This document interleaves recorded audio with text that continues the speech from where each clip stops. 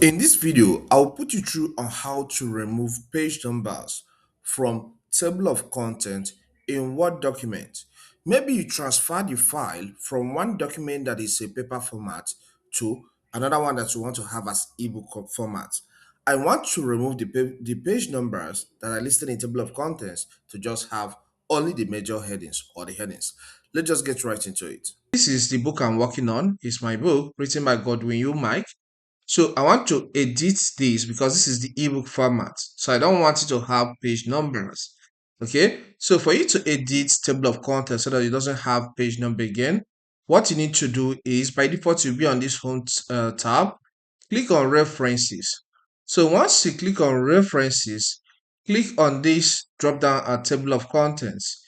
You will see some options here. What you need to do is to click on this custom table of contents. All right, then you can see here where you have show page numbers. Click on that box.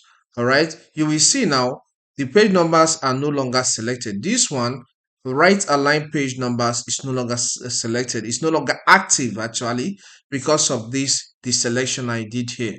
So once I click on it, it will appear again, but once you click on the box, it will be removed.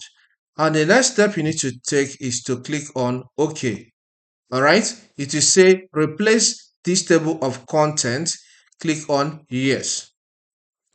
So once you do that, you can see this just quotes all the headings. All right, any part of this book marked as heading is being quoted.